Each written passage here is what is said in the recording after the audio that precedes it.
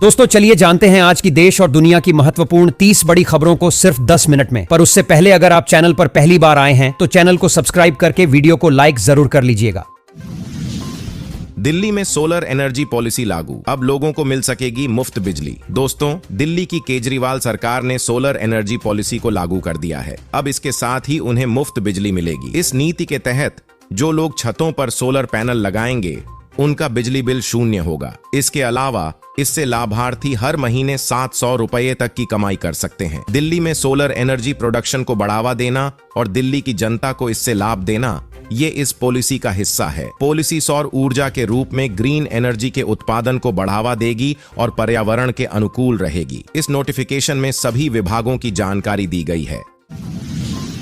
बिहार सरकार के कर्मचारियों का महंगाई भत्ता 4% से बढ़ाकर किया गया 50%। दोस्तों, बिहार कैबिनेट की शुक्रवार को हुई बैठक में राज्य सरकार के कर्मचारियों का महंगाई भत्ता और पेंशन भोगियों की महंगाई राहत को 4% से बढ़ाकर 50% करने की मंजूरी दी गई। यह फैसला 1 जनवरी 2024 से प्रभावी होगा। इससे पहले केंद्र सरकार के कर्मचारियों का महंगाई भत्ता 4% से बढ़ाकर 50% कर दिया गया था।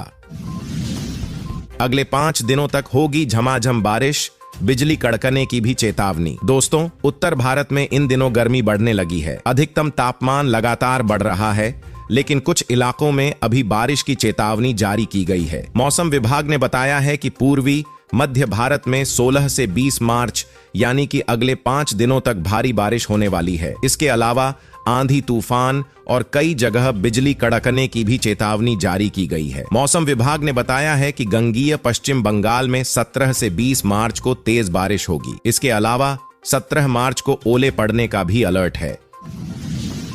मोदी शाह में दम नहीं कि हटा दें 4% मुस्लिम कोटा, कांग्रेसी सीएम की ललकार। दोस्तों, लोकसभा चुनावों से पहले जहां रैलियों का दौर चल रहा है, वहीं इफ्तार पार्टी ने चुनावी सम्मेलनों में तड़का लगा दिया है।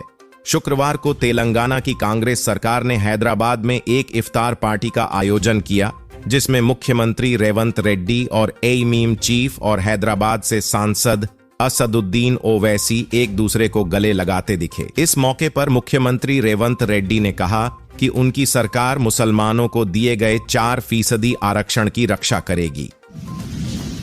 कन्हैया कुमार के लिए बिहार में नो एंट्री लगा है, मनीष कश्यप का दावा। दोस्तों, लोकसभा चुनाव को लेकर राजनीतिक सरगर्मी चरम पर है। राजनीतिक दलों, नेताओं से लेकर आमजनों को चुनाव आयोग के ऐलान का इंतजार है। बिहार के चर्चित यूट्यूबर मनीष कश्यप ने भी मैदान में उतरने की घोषणा कर दी है। इस बीच जेएनयू विवाद से निकले कांग्रेस नेता कन्हैया कुमार को लेकर मनीष कश्यप ने बड़ा बयान दिया है। यूट्यूबर ने दावा किया है कि कांग्रेस पार्टी ने कन्हैया कुमार पर बिहार में नो एंट्री लगा दिया है। एक चैनल से बात करते हुए मनीष कश्यप ने कहा कि कन्हैया कुमार खुद परेशान हैं, क्योंकि अपनी पार्टी के द्वारा ही उन्हें सताया जा रहा है। बकौल मनीष कश्यप, कन्हैया कुमार पर बिहार में घुसने से पाबंदी लगा दी गई है। लोकसभा चुनाव से पहले गायिका अनुराधा पौडवाल बीजेपी में हुई शामिल। दोस्तों, गायिका अनुराधा पौडवाल आगामी लोकसभा चुनाव से पहले शनिवार को बीजेपी में शामिल हो गईं। इस दौरान अनुराधा ने कहा, यह मेरा परम सौभाग्य है कि मैं आज बीजेपी में शामिल हो रही हूं। दिल्ली स्थित बीजेपी मुख्यालय में आयोजित कार्यक्रम में पार्टी के राष्ट्रीय महासचिव अरुण सिंह ने अनुराधा पौडवाल को पार्टी की सदस्यता दिलाई। नीतीश मांझी चिराग के खिलाफ चुनाव नहीं लड़ सकती बीजेपी, ऐसा क्यों बोले प्रशांत किशोर। दोस्तों, बिहार में नीतीश कुमार के नेतृत्व में एनडीए की सरकार का गठन हुआ है। नीतीश की पार्टी जेडीयू से लेकर चिराग पासवान की लोजपा, मांझी की हम, उपेंद्र कुशवाहा की आरएलएम, पशुपति पारस की आरएलजेपी एनडीए का हिस्सा है, जिसका नेतृत्व बीजेपी के हाथ में है। इस बीच जन सुराज के संस्थापक प्रशांत किशोर ने बीजेपी की कमजोरी उजागर करते हुए कहा कि जितना देश में बीजेपी को लोग ताकतवर मानते हैं, उतना वो है नहीं। यही वजह है कि बिहार में वो हर किसी को अपने साथ लेकर चलना चाहती है, ताकि किसी तरह से किसी का नुकसान न हो। प्रशांत किशोर ने कहा, जिस बीजेपी को आप लोग इतना ताकतवर समझते हैं, देश मानता है अमित शाह को, मोदी को। गया में हथियार के साथ सोशल मीडिया पर तस्वीरें पोस्ट करने को लेकर 2 युवकों पर दर्ज हुआ केस। दोस्तों, गया में पुलिस ने हथियार के साथ सोशल मीडिया पर तस्वीरें पोस्ट करने को लेकर अलग अलग गांवों के 2 युवकों के खिलाफ मुकदमा दर्ज किया है। बकौल रिपोर्ट्स, फतेहपुर के अकलबीघा गांव निवासी युवक ने देसी पिस्टल लेकर अपने दोस्त संग तस्वीर पोस्ट की थी। वहीं सवलपुर गांव में भी एक युवक ने हथियार के साथ तस्वीर अपलोड की थी।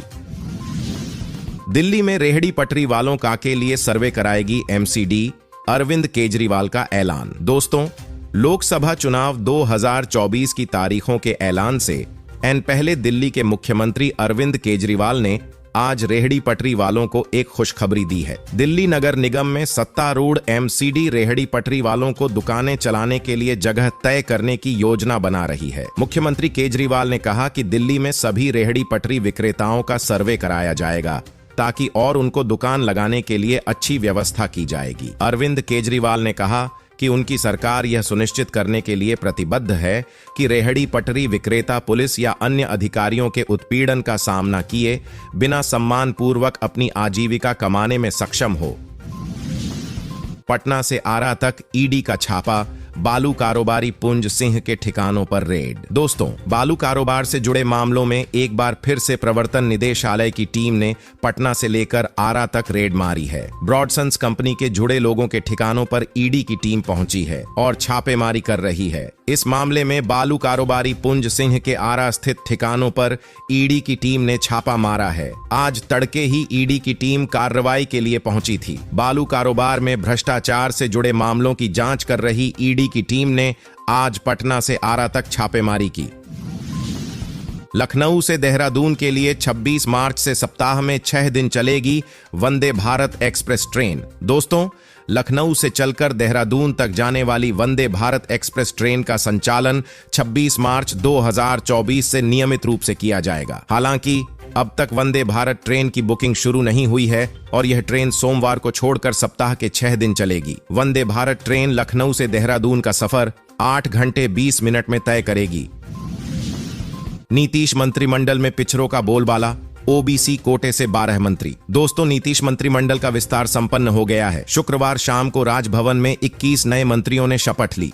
मंत्रिमंडल में एनडीए सरकार ने सामाजिक समीकरण का पूरा ख्याल रखा है। हालांकि इसमें पिछड़ों अति पिछड़ों का दबदबा है। मुख्यमंत्री को छोड़कर 29 मंत्रियों में पिछड़ा अति पिछड़ा कोटे से 12 मंत्री हो गए। नेताओं का दिल्ली में डेरा, कांग्रेस ने 2 जिलाध्यक्षों को दिल्ली बुलाया। दोस्तों, टिकट के लिए पहले से ही कई दिग्गज कांग्रेसियों ने दिल्ली में डेरा डाल रखा है। इधर कांग्रेस के धनबाद जिलाध्यक्ष संतोष सिंह, बोकारो जिलाध्यक्ष उमेश गुप्ता को अचानक दिल्ली बुलाया गया है। दोनों जिलाध्यक्ष के साथ साथ धनबाद के कार्यकारी अध्यक्ष राशिद रजा अंसारी तथा प्रदेश प्रवक्ता शमशेर आलम गुरुवार को राजधानी एक्सप्रेस से दिल्ली रवाना हो गए हैं। मालूम हो कि धनबाद लोकसभा सीट में बोकारो जिले के 2 विधानसभा क्षेत्र बोकारो सदर तथा चंदन कियारी शामिल हैं। 19 अप्रैल से 7 चरणों में होंगे लोकसभा चुनाव। 4 जून को होगी मतगणना। दोस्तों, भारत निर्वाचन आयोग ने लोकसभा चुनाव 2024 की तारीखों की घोषणा कर दी है, जिसके तहत 19 अप्रैल से 1 जून के दौरान 7 चरणों में चुनाव होंगे। बकौल ईसीआई, लोकसभा की सभी 543 सीटों के लिए 4 जून को मतगणना की जाएगी। गौरतलब है कि मौजूदा लोकसभा का कार्यकाल इस साल 16 जून को खत्म हो रहा है। झारखंड कैबिनेट के बड़े फैसले, आंगनबाड़ी केंद्रों के लिए खास ऐलान। दोस्तों, लोकसभा चुनावों के ऐलान से पहले झारखंड सरकार की कैबिनेट ने कई बड़े फैसले किए हैं। झारखंड सरकार की ओर से साझा की गई जानकारी के मुताबिक शनिवार को मुख्यमंत्री चंपाई सोरेन की अध्यक्षता में कैबिनेट की बैठक हुई। इस बैठक में 53 प्रस्तावों को मंजूरी प्रदान की गई। बताया जाता है कि कैबिनेट बैठक की टाइमिंग में लोकसभा चुनाव 2024 की घोषणा को देखते हुए बदलाव किया गया था।